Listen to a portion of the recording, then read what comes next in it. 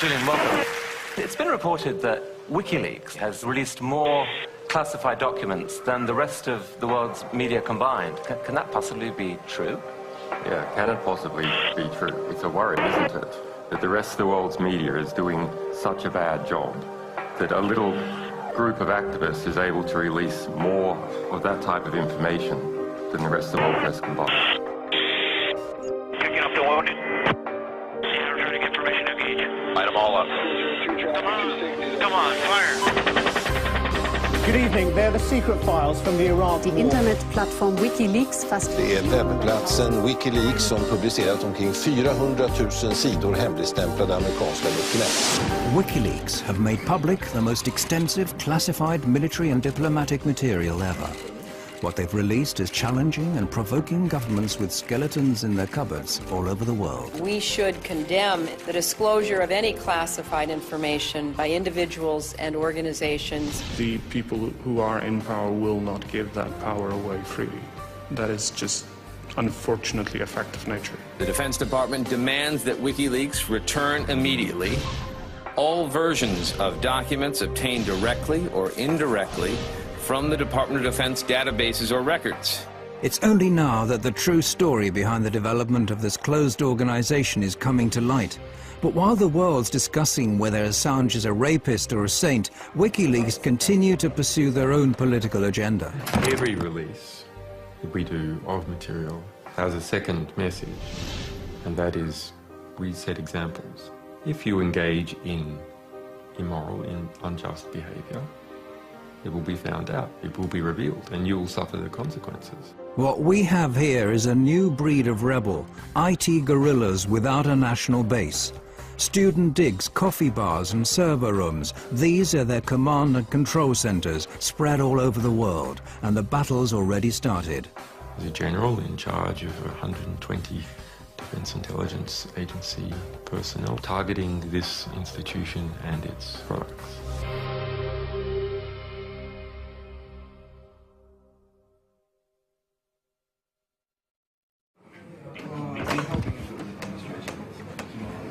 WikiLeaks have become a global force to be reckoned with in record time. It may not be easy to grasp at first, but the release of classified information is just a small step in a long-term political and ideological battle. And that leaking classified information is a weapon and not a means unto itself. The public has a right to know materials, and the historical record has a right to have materials of diplomatic, political, ethical, historical significance. If something is interfering with that process, we will undo it. He's been called the Scarlet Pimpernel of the computer age. If one were to judge him on his looks alone, you could call him a chameleon, given the frequency of his change of hairstyles during the 6 months we've been following WikiLeaks. But if you look under the surface, you'll soon discover that Julian Assange has been revolting against the powers that be for a long time. As a teenager in Australia, he called himself Mendax and got a name for himself as a highly skilled hacker. By the age of 21, he found himself in court pleading guilty to some 20 different charges of hacking. Yeah, I mean, we had a back door in the US Military Security Coordination Center. This is the peak security for controlling the security of MILNET, the US military internet. We had total control over this for 2 years. The US space agency NASA is one of the victims of the Melbourne computer hacking syndicate. American investigators, including the FBI, contacted Australian authorities with their suspicions. The court was told the men even tampered with the police investigation into hacking at the ANU. The judge, seeing Assange as just an inquisitive young man, fined him a symbolic sum and released him. However, the trial added further fuel to Assange's feelings about the importance of unrestricted information. Together with some friends, he sets up one of Australia's first internet suppliers and gives people with politically sensitive viewpoints a platform from which to publish their opinions. But when one of his customers publishes secret Scientology manuals, this prompts aggressive efforts to censor him. Helen Coburn, one of the lawyers for Scientology in California, sent many letters trying to attack us, and they ended up hiring a private investigator to try and track me down, who did manage to get hold of my silent telephone line and call me up, and just as a sort of threatening maneuver. I ended up tracking down how they did that. Those efforts to censor the site strengthen his conviction that something has to be done against those withholding important information from the public at large. What the problem was, there needed to be more actions that created positive reform effect. More actions that were just and corrective to injustice. Assange sees disclosures as a preventative instrument. It warns those involved in morally questionable or criminal acts that they'll be found out and will have to face consequences.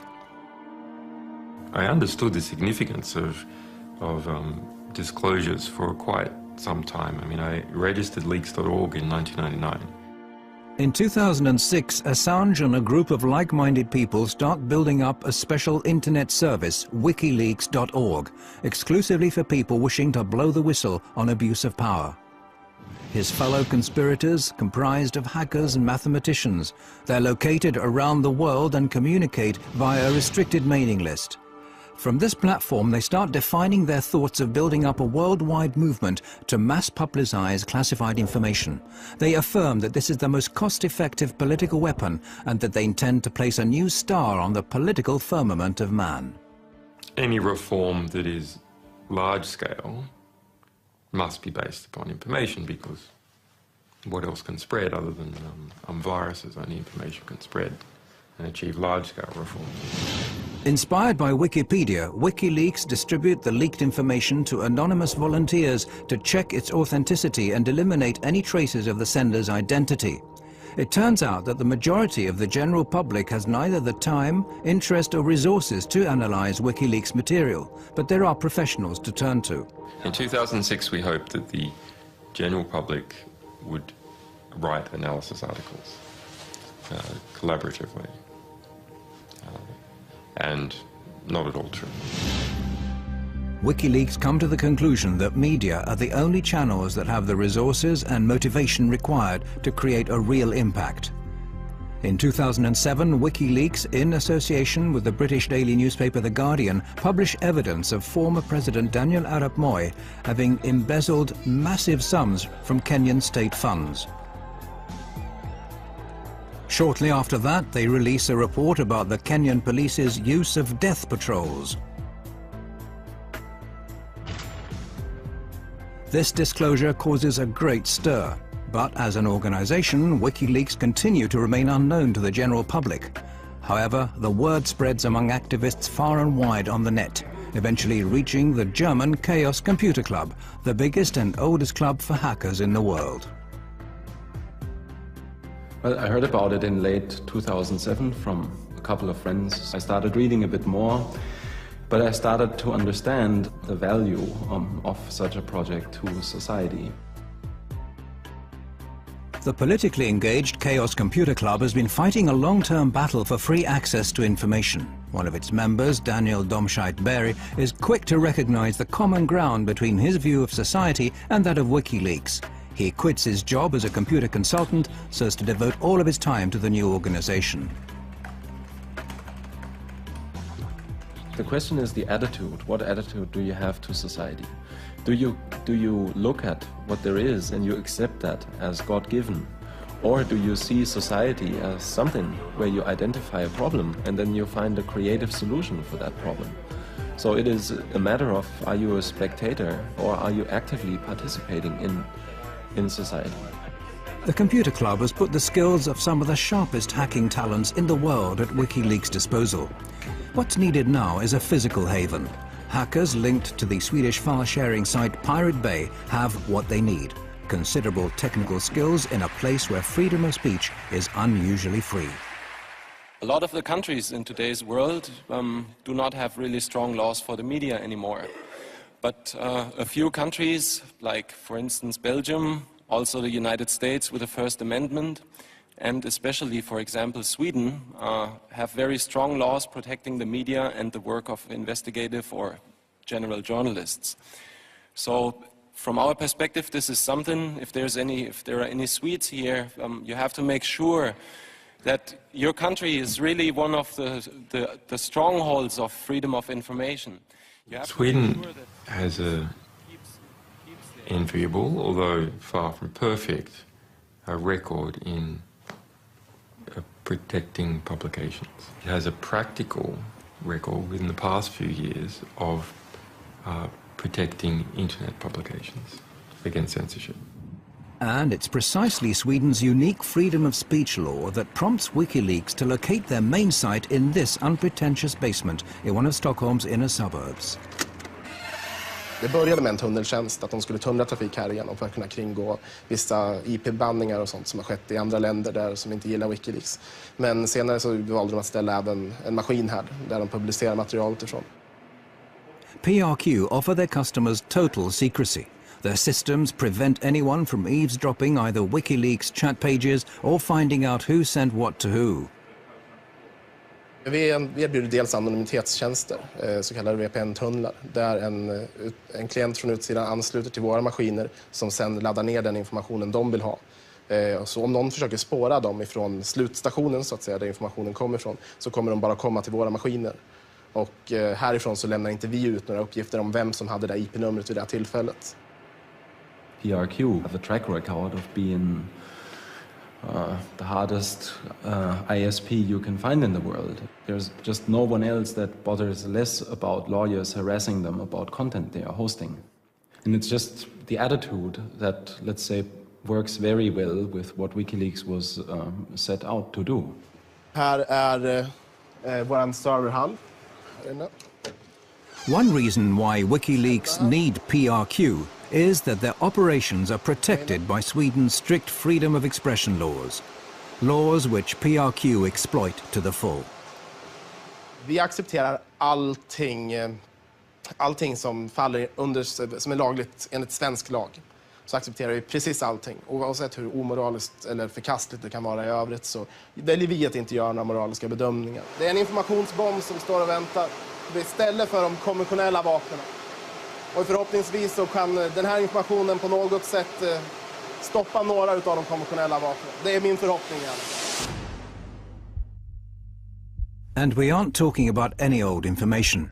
It's from these servers at PRQ that Wikileaks has, for example, made public a manual from the United States Guantanamo Bay Detention Center. A military manual leaked on the internet is revealing details of the way terrorist suspects are being treated at the U.S. naval base at Guantanamo Bay in Cuba. It tells of the use of solitary confinement and humiliation to break down the detainees mentally. Human rights groups have for years been asking the US administration for access to this manual. If you censor important material of this type, we're not just going to criticize you. We're going to take the material that you tried to censor and we're going to spray it all over the world. And we're going to stick it in our archives in a way that's never going to disappear. And encourage everyone to get copies of it. WikiLeaks' battle against censorship knows no geographical frontiers. The next step is to publish an internal report commissioned by the multinational trading company Trafigura, who are alleged to have dumped toxic waste in the Ivory Coast that caused tens of thousands of people to seek medical care.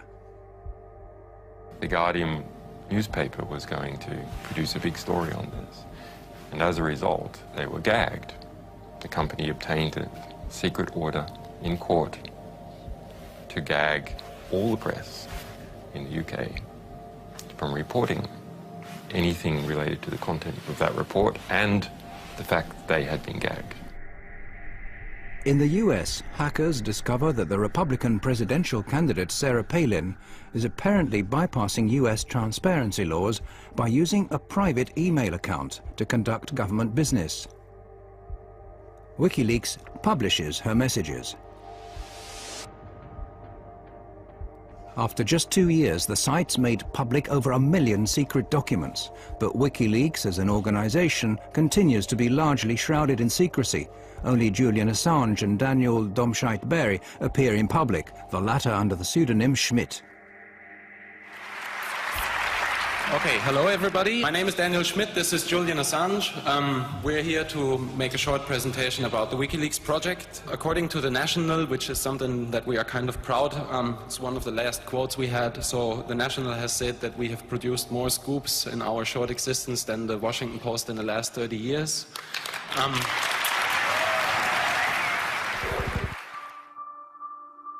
Their publication activities soon lead to counterattacks. When WikiLeaks released lists of censored websites, internet service providers in a number of countries, including Thailand, China and Iran, shut them down. The more sensitive the material they publish, the more often WikiLeaks become the object of lawsuits and threats. WikiLeaks now attracts the attention of the US intelligence, who, in a classified report, claim that the site is a threat to national security and suggest ways of shutting it down. Priority is put on finding the individuals leaking the information. The US intelligence, however, only managed to keep the report secret a short while before it's leaked to WikiLeaks. It now becomes obvious that WikiLeaks need to find more and safer havens from which they can publish their information. A sequence of events now starts on an island in the middle of the North Atlantic, which, while it leads to more censorship efforts, will also create new opportunities for WikiLeaks.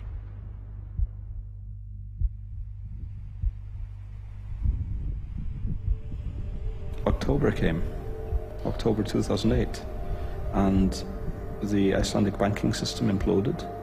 It lost 17/18 of its mass over the course of about a week or two. It was essentially one bank per week went bankrupt. WikiLeaks obtained material that show how Iceland's catastrophic bank collapses were partly due to cronyism or favoritism, carelessness and secretiveness. When this highly detailed document is put out on the net, the bank launches a counterattack. Well, the first time I heard of WikiLeaks was in the beginning of August 2009. I was working as a reporter for the state television when I got a tip that this website had an important document just posted online. The document was the high-exposure loan book for the failed Kaupthing Bank. It was essentially all of the regulators had been derelict in their duties. All of the bankers had been lying about the actual state of affairs. The bank's management react in panic to the revelations and in a desperate move forced the Icelandic judiciary to resort to extreme measures. I was the first one actually to break that story. But the bank reacted in a manner that was quite interesting.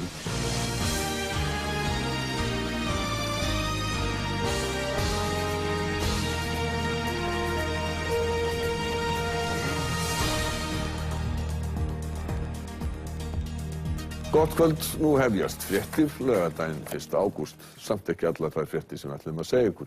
They got a gag order on the state television, actually the first and only one in the history of the Icelandic state television news department. Allir geta nálgast þau á vefsíðunni wikileaks.org, wikileaks.org. The leak lays bare the disastrous effects of the cronyism inherent in Iceland. We had failed as a country because we had not been sharing the information that we needed. We were in the middle of an information famine. That sort of eventually led to this just, let's get the WikiLeaks people here, and then when they were here, we just went, okay, is there anything you want us to do? And obviously there was. Welcome to this program. Thank you. Yes, you mentioned to me the dream that we in Iceland we should become a vanguard of publishing freedom. Yes. Absolutely. So we see. And they were presenting this idea, which they called Switzerland of Bytes, which was basically to take the tax haven model and transform it into the transparency haven model. Why doesn't Iceland become the center for publishing in the world? Because it's going to be global. Julian and I, we were just throwing that idea out, just declaring on national television that we thought this would be the next business model for Iceland. So that felt pretty weird. Then realizing the next day that everyone wanted to talk about it. Iceland has seen some of the problems that happen when society becomes too secret. WikiLeaks gave us the nudge that we needed. We had this idea, but we didn't know what to do with it. And they came and told us, and that is an incredibly valuable thing. WikiLeaks now team up with Icelandic activists and parliamentarians and together draw up a proposal that would transform Iceland into a haven for journalism. Herbert and I, and Birgir Jónsdóttir, and Rob Congreve, and Julian Assange, the five of us sat in this hotel room for about 4 or 5 hours and wrote the entire proposal from scratch. The proposal is adopted unanimously by Iceland's parliament. Just getting a bill accepted in the parliament is nearly impossible.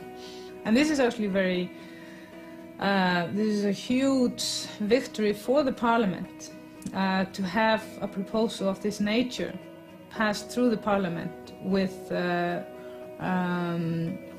everybody saying yes. It's also a victory for WikiLeaks, who are now not only using disclosures as a weapon, but also directly influencing freedom of expression laws. The entire hacker world behind WikiLeaks is growing increasingly confident that their visions will lead to an improved society. Well, I think people that are dealing with systems, and technologically oriented people are dealing with systems, they understand systems pretty well. And if you look at society, that's just yet another system. The people involved with WikiLeaks are exactly the same as me and the other people who are fighting this fight, in that they are information activists first and foremost. They believe in the power of information and power of knowledge, and the importance of allowing everybody to have both of those.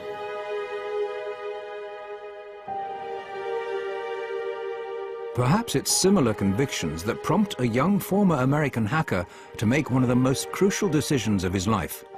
Bradley Manning, serving as an intelligence analyst with the US Army in Iraq early 2010, has, just like millions of other Americans in the military or civil service, access to a massive database of classified information. He discovers indications of crime and corruption and tells another hacker, Adrian Lamo, about it.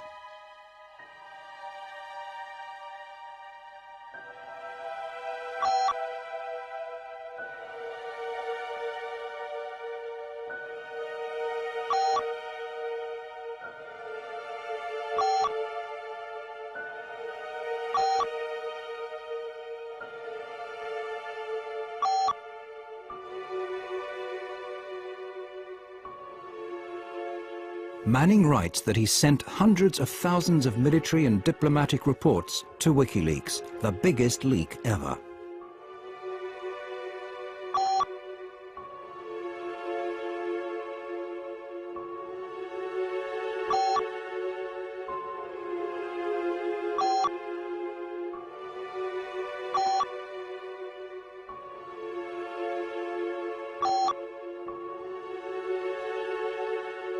Manning puts his faith in WikiLeaks. However, Lamo reports their chat to the military. Manning now risks a 52-year jail sentence. Many of the facts are still unclear. One thing is certain. At this point in time, WikiLeaks received documents with the same material that Manning is charged of having leaked. We make a commitment to our sources that we will represent their material to the public to the best of our ability and achieve maximum political impact for the risks that they take. WikiLeaks are in possession of explosive material, too big in fact for them to handle alone. Assange decides to stake all of his resources in one move. we were sitting at a cafe in Reykjavik, and he basically just flipped over his laptop and told me, well, you gotta see something very interesting. I was quite shocked. This was something that I recognized instantly as extremely important and strong material. This is what the crew of an American attack helicopter see while out on patrol in Baghdad. See all those people standing down there? There's a group of men on the street below. Two of them work for the international news agency Reuters. The driver, Saeed Shma, and the cameraman, Namir Noor Eldin. What annoys me the most is when people abuse their power and harm innocents, and they didn't actually need to do it. Hotel 26 is Crazy Horse 18. Have individuals with weapons. Radio. Request permission to engage. Roger that. We have no personnel east of our position. For me, personally, somebody that had spent so much effort into try to stop this war, that at least if this would be shown to people, that it might give people enough motivation to try to stop the next one. All right, we'll be engaging. Roger, go ahead. I can't get them now because they're behind that building. What shocked me with the video was the high resolution, the quality of it, the excessive use of force to shoot people with hollow 30mm bullets that are designed to penetrate armored vehicles and tanks, basically shot to pieces. Let me know when you have it. We'll shoot. Light them all up. Come on, fire. Hey, Roger.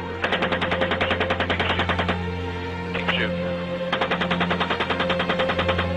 Keep shooting.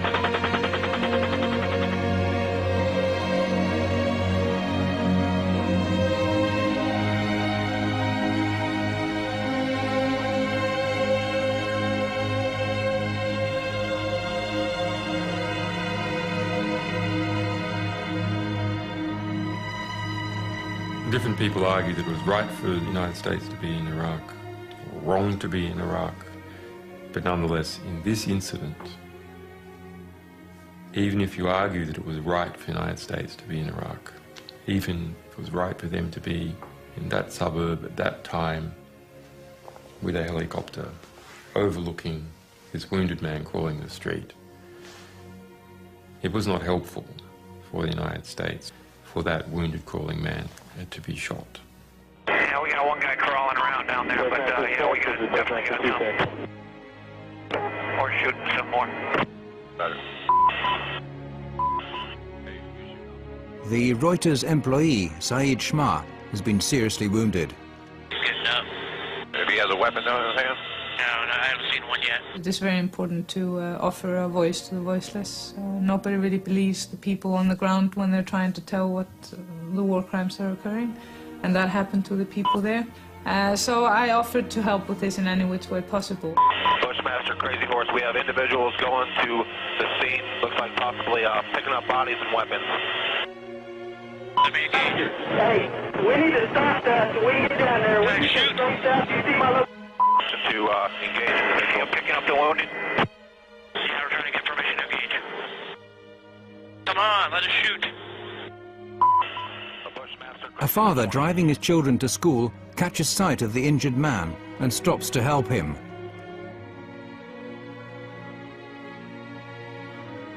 It's Bushmaster 7, go ahead. Roger, we have a black SUV or bongo truck picking up the bodies. Request permission to engage. Bushmaster 7, Roger. This is Bushmaster 7, Roger, engage. 1-8, engage. Clear. Come on. Clear. Clear.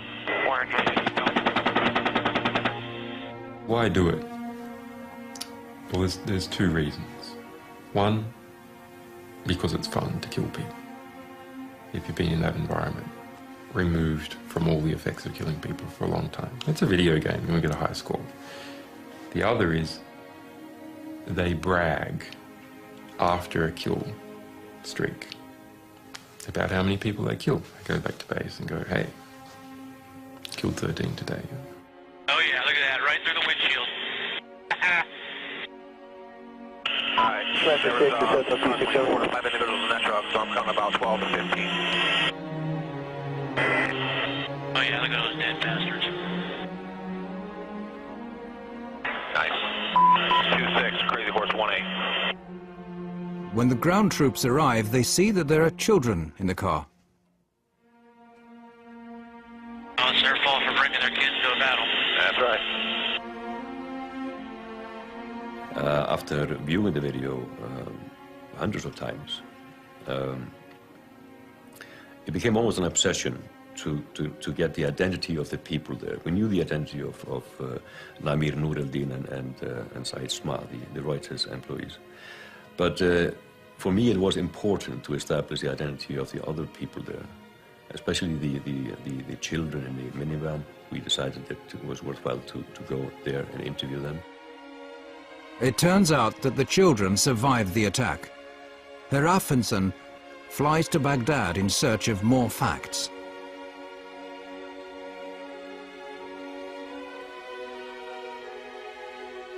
Það gerist hér á þessu horni í Al-Amir-hverfinu í austurhluta Bagdad 12. júlí 2007. He traces the whereabouts of the children and shows the helicopter film to the victim's family. يعني يشيل أطفال بالسيارة يعني مسلح هذا ويشيل عائلة يعني ينزل يشوفه يفتح الباب غير هو كاميرات عنده الطيار وهاي غير يشوف يعني مشاعره. I think we could fairly establish fairly well from a journalistic point of view that the reason why the minivan was there was basically a coincidence that the driver stumbled upon the scene. He was driving his kids to a tutorial. يعني الزوج ما سوى شيء غلط، نقض جريح بأنه هو يساعده، بس كانوا أطفاله وياه بالسيارة. يعني شنو مشاعره؟ شو أقول؟ شنو ذنبه هو من ضربوه وجهاله وياه بالسيارة؟ يعني ما لهم كل ذنب. On the 5th of April 2010, Wikileaks publishes the collateral murder film. The impact is no less than extraordinary. Disturbing footage apparently showing civilians being killed by the US military in Iraq. It was leaked from within the defense community to a website. Ja, det var på sajten Wikileaks som den här kontroversiella videon lades ut. Wikileaks har kallats en maktfaktor i det nya medielandskapet. Och vissa menar att det här är... By putting all their resources into the helicopter video, Wikileaks have managed to attract the attention of some of the biggest players in the news business. This is precisely what Assange needs to help him handle the rest of the leaked US material. I had been looking at this release and studying it and understanding how to come up with a way to deal with such a tremendously large volume of material that would actually not simply drown any one organization. Assange proceeds to contact the New York Times, The Guardian and Der Spiegel. He manages to persuade the chief editors of these globally respected papers to publish his material in a coordinated fashion, with Assange pulling the strings. What is new is us enforcing cooperation between competitive organizations that would otherwise be rivals to do the best by the story, as opposed to simply just doing the best by their own organization. In late July 2010, the Afghanistan reports are published at the same time and day. En av militärhistoriens största informationsläckor väcker starka reaktioner. Well, one of the biggest leaks in US military history has exposed several cover-ups over the war in Afghanistan. The real story of this material is that it's war. It's one damn thing after another. The publication of the material is met with praise as well as strong criticism.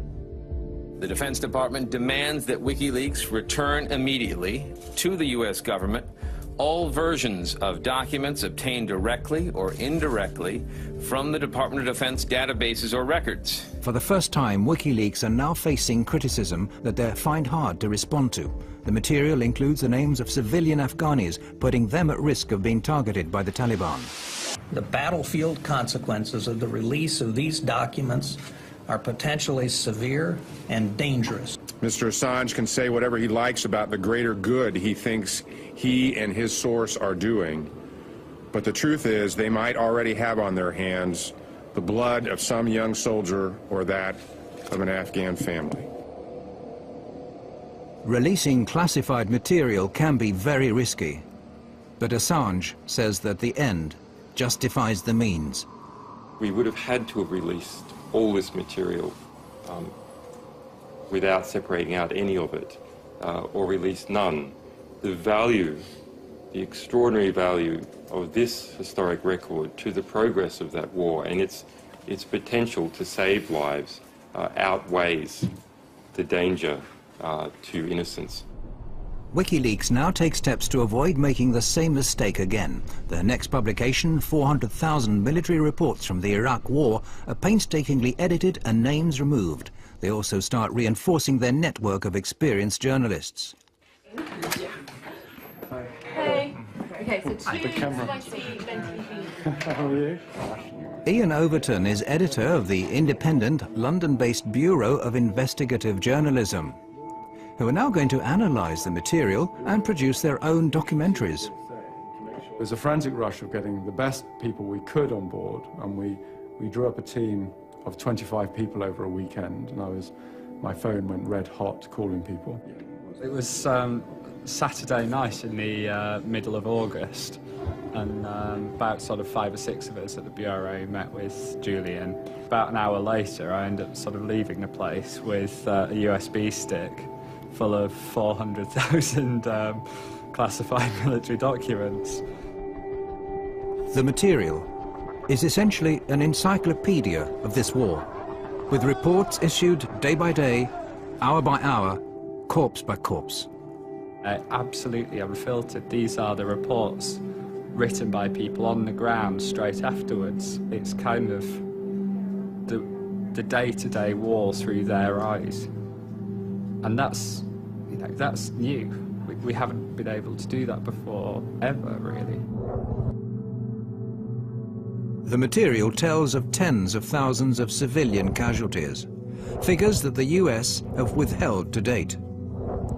And the widespread practice of torture that the US said they'd put a stop to is still being practiced by their Iraqi allies.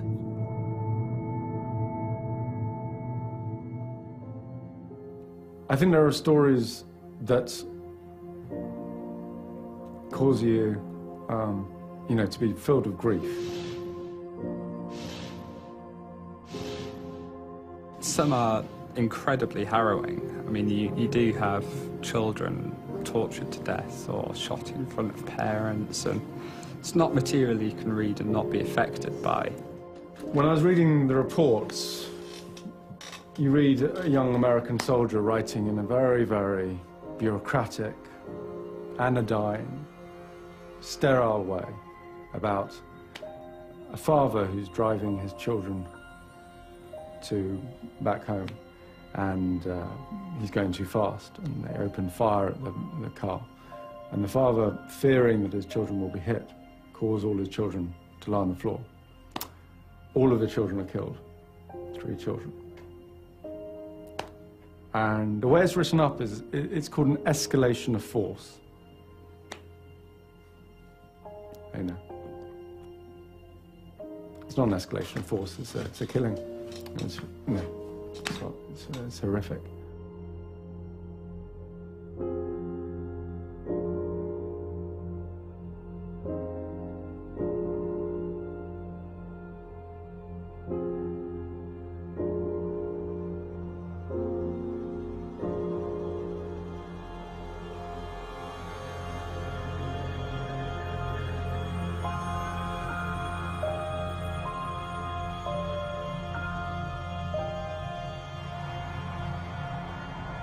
Is anything truly new in war? War is hell. Awful things happen. And what these logs tell us is that war is hell. They don't hide from the truth. They're not spun by a military spin doctor talking in an air-conditioned conference room in the Green Zone. This is visceral, unequivocal death written in raw detail. 109,000 lives lost over the course of these reports. We're all doing what we can in something so huge that people can and hopefully will study this data for years. This is worth telling, this is worth getting out there. The lack of respect for human life runs like a common thread through the material. These images are of a helicopter crew who have just received orders to bomb a building where 3 enemy soldiers are thought to be hiding. If you'd like, Crazy Horse 1A, you could put up missile in that building.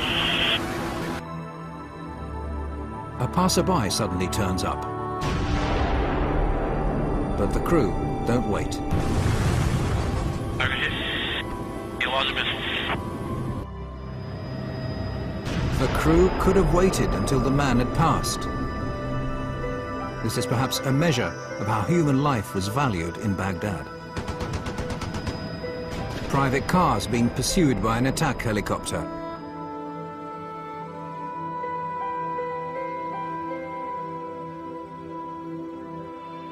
The driver gets out of the car and holds his arms up in a gesture of surrender.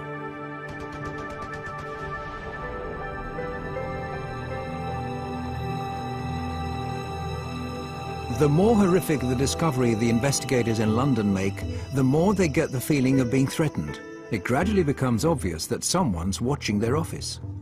I do know that I'm being listened into and monitored by forces, I don't know. I've received strange text messages from anonymous sources. I've received death threats, and they're not very nice, clearly. And particularly the one that talked about my children. I just think that was a bit unnecessary. There's op-eds in the Washington Post saying that our personnel should be kidnapped from Europe. Our sources, one alleged source, executed. Similar statements by right-wing members of the US Congress. In Washington, the influential public figure Christian Whiten is agitating for the indictment of WikiLeaks members, saying they should be treated as terrorists. There also has to be a clear punishment for people who engage in what I would consider a form of espionage, a form of political warfare. It's not an act of journalism or transparency, but an act of political war against us. The US ups its efforts to stop WikiLeaks.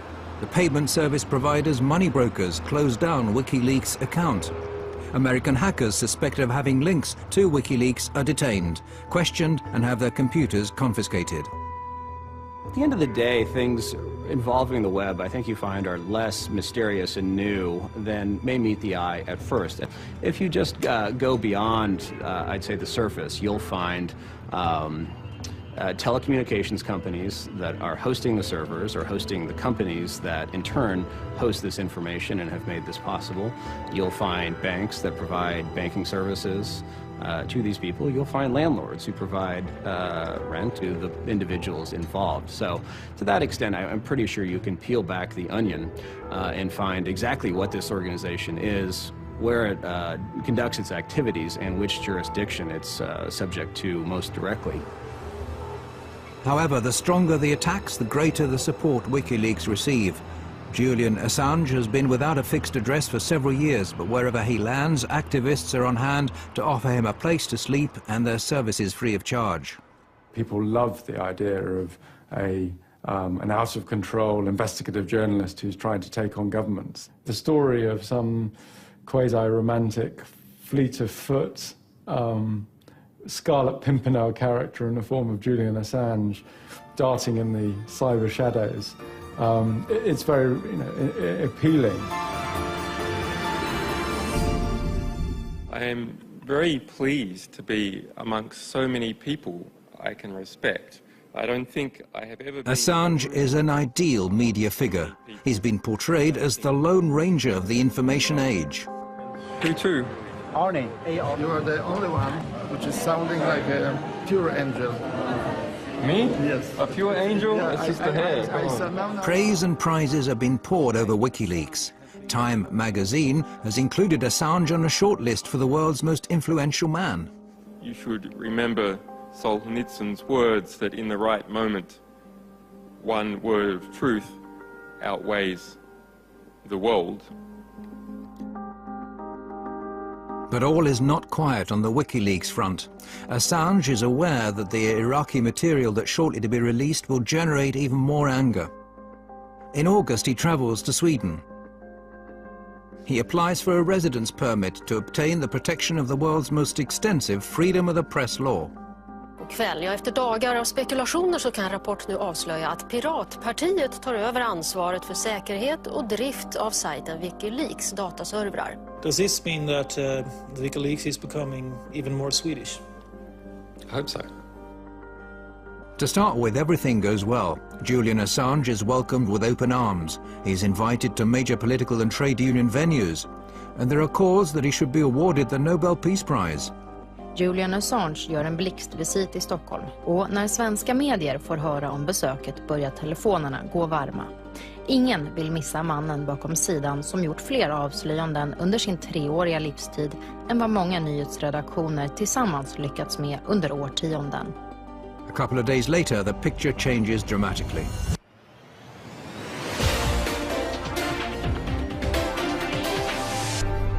Åklagare har nu beslutat att inleda en förundersökning mot Wikileaks-grundaren Julian Assange. Wikileaks grundare Julian Assange förhördes igår kväll. Swedish authorities have issued an arrest warrant for Wikileaks founder Julian Assange. He's accused of rape and molestation. On the 20th of August, Assange is accused of rape. The alleged crime is immediately leaked to the world press. Behind the accusation are 2 women who had casual relationships with Assange.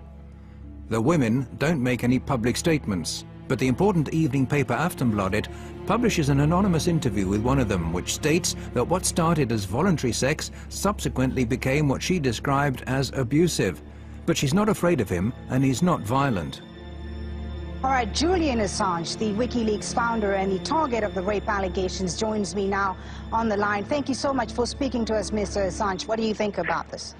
Clearly it is a smear campaign of some kind. Well, I came to Sweden as a refugee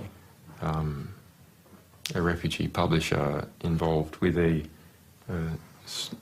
extraordinary publishing fight with the Pentagon where our people were being detained with an attempt to prosecute me for espionage.